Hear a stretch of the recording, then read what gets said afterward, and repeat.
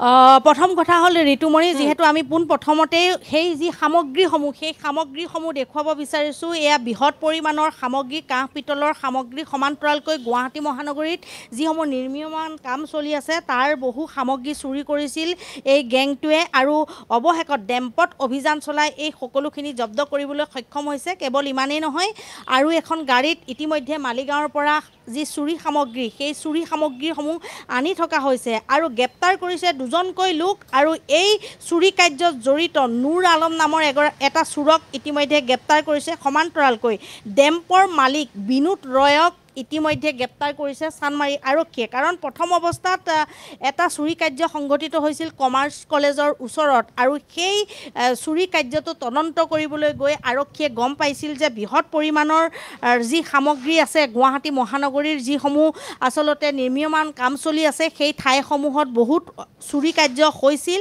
আৰু তাৰ আলম লৈয়ে ইতিমধ্যে এজনক গ্ৰেপ্তাৰ কৰিছিল। গ্ৰেপ্তাৰৰ পিছতেই এই সকলোখিনি তথ্য পোহৰলৈ আহিছিল আৰু পোহৰলৈ অহাৰ পিছতে সেই অভিযান সময়খিনিত এইখিনি সামগ্ৰী জব্দ কৰিবলৈ সক্ষম হৈছে। ইয়াত কেৱল কাঁহ পিতলৰ যি কাঁহী বাতি কেৱল সেয়াই নহয়, ইয়াত আছে বহুখিনি নিৰ্মীয়মান যিসমূহ কাম কাজ চলি আছে নলাই হওক বা উৰণীয়া সেতুৱেই হওক তাৰ ব্যৱহৃত সামগ্ৰী আৰু সমান্তৰালকৈ দেখা পোৱা গৈছে যে বহু টেণ্ট হাউচৰ সামগ্ৰী এই বাচনসমূহ দেখিছে যে টেণ্ট হাউচৰ বহু সামগ্ৰী এনেধৰণে চুৰি কৰিছিল আৰু লগতে বহু গাড়ী বাইক এইসমূহৰ যি সামগ্ৰী সেই সামগ্ৰীসমূহো ইতিমধ্যে চুৰি কৰিছিল আৰু ডেমটোত বিশেষকৈ গলাই বহিৰাজ্যত তেওঁলোকে বিক্ৰী কৰে আৰু সমান্তৰালকৈ যিসমূহ কাঁহী বাতি আৰু এই যে বস্তা এটা দেখাব বিচাৰিছোঁ কাৰণ প্ৰত্যেকটো বস্তাতেই আছে কিন্তু এই বস্তাটোত থকা সকলোখিনি কাঁহৰ কাঁহী বাতি যথেষ্ট মূল্যৱান এইসমূহ সামগ্ৰী এই সকলোখিনি তেওঁলোকে ডেম্পত যোগাৰ কৰে। কেৱল গুৱাহাটী মহানগৰীয়ে নহয় বিভিন্ন প্ৰান্তৰ পৰা আনি এতিয়া ডেম্পে এনেধৰণে এই সামগ্ৰীসমূহ গলাই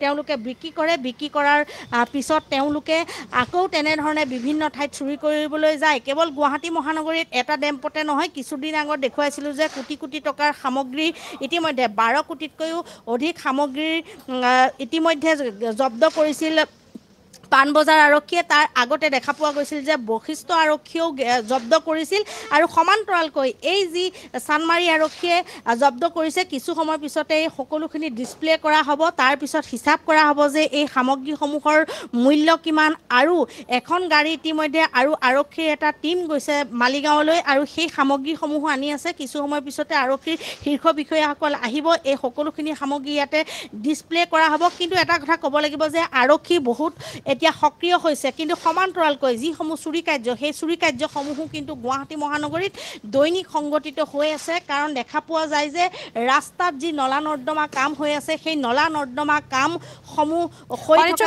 আপোনাক এই মুহূৰ্তত আমি ধন্যবাদ জ্ঞাপন কৰিছোঁ। এতিয়া দেখিবলৈ পোৱা গৈছে মালিগাঁৱৰ সেই যিটো ডেম্পত অভিযান চলাইছিল আৰক্ষীয়ে, গতিকে সেই ডেম্পটোৰ পৰা বহুতো সামগ্ৰী এনেদৰে লৈ অনা হৈছে এতিয়া চানমাৰী থানালৈ। চানমাৰী থানাৰ এতিয়া চৌহদ ভৰি পৰিছে কাঁহ পিতলৰ সামগ্ৰীৰে। এই চুৰি সামগ্ৰীসমূহে এইবাৰে প্ৰথম নহয়, ইয়াৰ পূৰ্বতেও দেখা পোৱা গৈছিল পাণবজাৰ আৰক্ষী বা বৈশিষ্ট্য আৰক্ষীয়েও যি অভিযান চলাইছিল ডেম্পসমূহত। গতিকে সেই ডেম্পসমূহৰ পৰাও বৃহৎ পৰিমাণৰ অৰ্থাৎ 12 কোটিতকৈ অধিক টকাৰ সামগ্ৰী কাঁহ পিতলৰ সামগ্ৰী তথা কপাৰৰ সামগ্ৰী জব্দ কৰিবলৈ সক্ষম হৈছিল। আৰু তাৰ পাছতে এইবাৰ আমি পৰিৱেশ দেখুৱাই আছিলোঁ। তাৰ পাছতে যিহেতু মহানগৰীত চুৰি সামগ্ৰীৰ বিৰুদ্ধে আৰক্ষীয়ে তীব্ৰতাৰ ওপৰত অভিযান অব্যাহত ৰাখিছে আৰু এইবাৰ মালিগাঁৱৰ এটা ডেম্পৰ পৰা বৃহৎ পৰিমাণৰ এইসমূহ চুৰি সামগ্ৰী জব্দ কৰিবলৈ সক্ষম হৈছে।